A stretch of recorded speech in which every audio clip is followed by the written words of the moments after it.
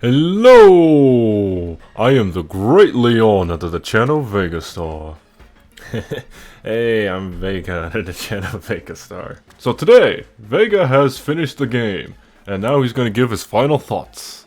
Okay, there's gonna be humongous major spoilers for the game, so if you have not played this or have not finished this, I recommend you avoid this video for now and finish it yourself. But my final thoughts.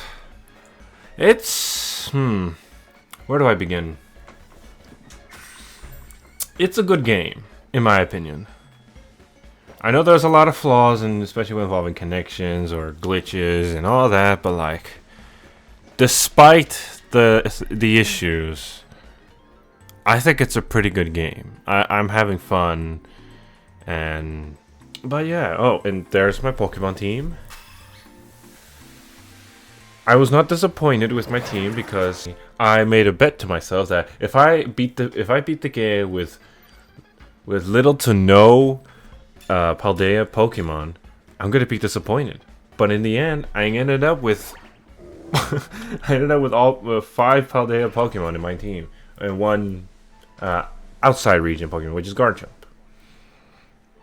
There are actually kind of a lot of Pokemon I could potentially use. I've been catching for a while and all that. I see. And I'm glad Angie was able to survive, because you did put some away. Yep. So, I am going to be talking about the 3 paths and the finale. The first path I completed was the Titans. The reason why I wanted to complete the Titans is because you get upgrades for your ride Pokemon. And if you get and I needed that to explore. Especially my biggest goal was looking for the climbing ability, but it took to the last Titan to get it. I was like, oh, of course. What confuses me is that like the Water Titan didn't make you swim; it made you climb. The Flying Titan didn't make you glide; it made you run faster. So it made kind of no sense to put that randomness when it could fit perfectly based on the Titans.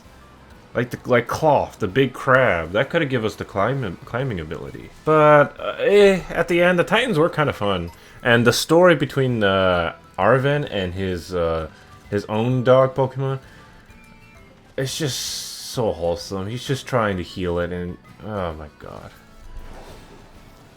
It was pretty good. I really enjoyed the story. Now for the next path, the path, the Victory Road, I believe? Victory Road path? Yeah, Victory Road path. All the gym leaders. Yeah, the gym leaders are pretty decent. You can choose whatever you want, but the levels are set, so it kinda almost feels like it's pointless to choose a gym if you're gonna have a set level for each of them. I assumed when I heard about that, I thought that every gym is at the set level of the first gym, depending on which one you pick. And when you beat that gym, it'll go up to the next level until you beat the next gym, and it'll go up the next level. Get what I mean? Yeah, I think. That's what I assumed what it was happening, but that's not the case. I ended up beating the 8th gym, supposedly, which is the Ice-type gym leader, as my 5th gym without knowing that. I assumed the Ghost, for some reason, was the last gym, and apparently it wasn't. It was around level 40. It's like, oh, it wasn't the last gym. The Pokemon League, the battle music was a little disappointing. Like, every other battle song was like, oh, like, pretty good. I really enjoyed that. But the Elite Four was really not that great. But I did enjoy fighting each of them. And then the champion was, her name was Gita. We met her at the very, very beginning. And she was decent. Her battle song is pretty good. But, like, battling her didn't really, like, felt much of a threat. I mean, yeah, I lost 3 Pokemon, but those because I actually forgot the types on one of the Pokemon. But overall, it was alright. I liked it. And then you battled your rival Nimona for the last time after becoming champion. And now the Team Star one. The Team Star one. The little mini games with the Let's Go thing, where you send your Pokemon to fight, it was pretty good. I enjoyed it, but it felt really repetitive. Just sending out the same Pokemon over and over again just to beat them. Like, none of them seemed challenging. Maybe it's because I was always prepared for the next one. But still. Like, none of my Pokemon have ever fainted in a single Team Star Battle trial. At the bosses, though, they were pretty fun. I was not expecting to be fighting a car. Then again, that's an actual Pokemon you can get. Not in that size, but yeah. The fighting type was the most nerve-wracking, but it was a good fight. I really enjoyed it. And then, oh, spoilers for now. The leader of Team Star, I'm gonna spoil it. The leader of Team Star is actually Penny, the girl we meet at the very beginning. That we helped her from getting recruited by Team Star. Which makes sense, because no one knew she was the leader, so that was very interesting to see. Oh, also, over here. Apparently I encountered a Garchomp that I can terrestrialize.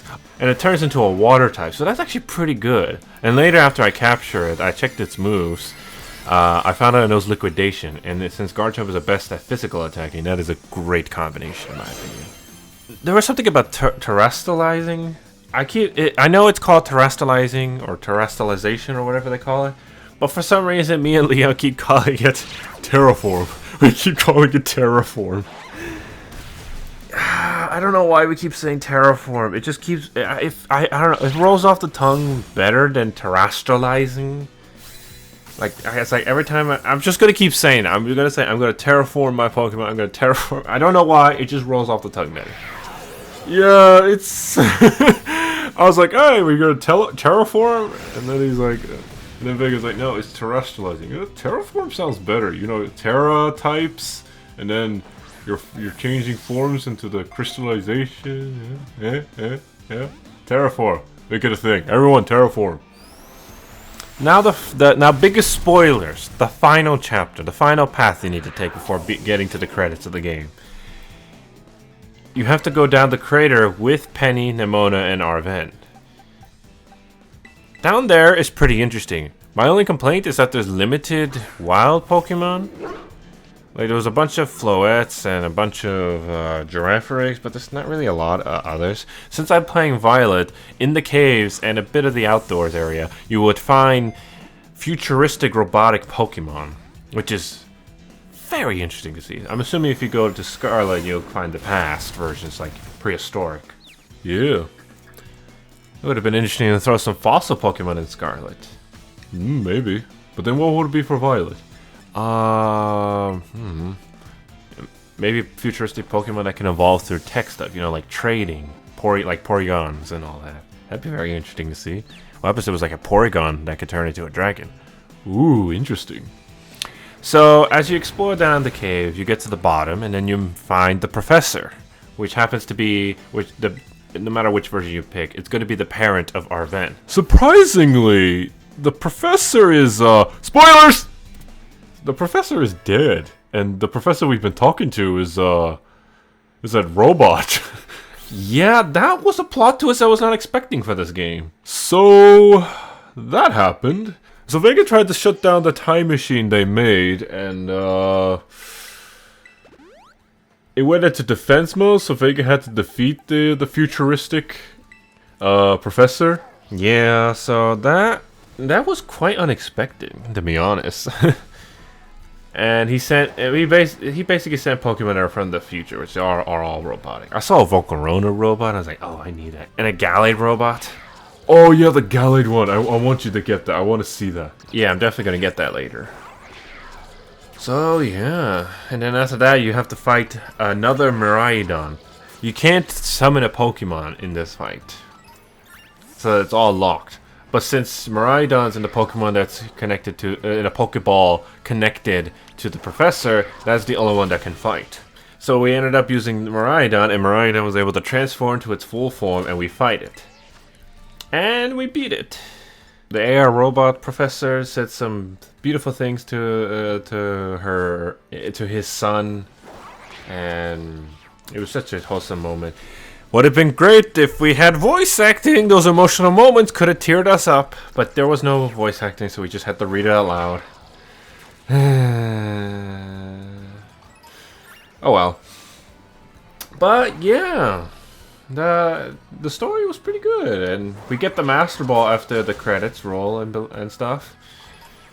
And also, I decided that Penny is my best girl because in the I wish I screenshotted it because I was a bit preoccupied with the game, but she apparently like mentioned that she wanted to binge anime, and I was like, okay, Penny, your best girl. So yeah, Penny's our favorite. I do feel like there's almost nothing to do after you beat it. You have to do some kind of contest thing where you battle each gym leader again, I believe, and then you get to battle some other important people. Basically battling gym leaders and everybody in the academy one more time. Yeah, it's basically a tournament arc. So that's interesting. I haven't reached that point because I just want to talk about this game first. What are your thoughts, Leon? Well, based on what I watched from you, I've learned a lot about all these types of figuring out which Pokemon is good for you and all that. Which one would which to switch out depending on types. Switch out Pokemon when you haven't used them as much. Typings, strategy moves, all that kind of stuff. Especially with abilities too. Good. I may have to use some of that when I start recording Crown Tundra DLC. And that's probably why you guys haven't seen it, because we only have one Switch, so Vegas was using it for this game, so now that he's done, I'm gonna make plans to record the Crown Tundra and finish it once and for all. Alright, conclusion. The game is fun. I don't hate it. Yes, there are plenty of flaws. Yes, I wish there was voice acting, because there are so many good scenes that deserve voice acting. But at the end, I had a good time. For once, I don't have to write anything, and the creator doesn't have to draw anything, and we can just relax as I play this game. So now I'm going to rate it based on my full enjoyment. Yes. I'm not going to rate it based on quality or performance or graphics or any of that kind of stuff, or rating the story. I'm going to rate it based on how I enjoyed the game. I will rate this based on full enjoyment, 7.5. Ooh, 7.5. Yep. It will be a solid 9 in my opinion if there were voice acting. Because, like I said, there's these scenes that deserve voice acting that can really hit you in the feels correctly. Yet they decide not to do it. Very disappointed, but yeah. Alright, 7.5 is our enjoyment score. Alright, that's it from me. Leon will be recording Pokemon Sword DLC Crown Tundra soon. Expect that to appear either late next week or the week after. Yes, I cannot wait. Without further ado, until next time.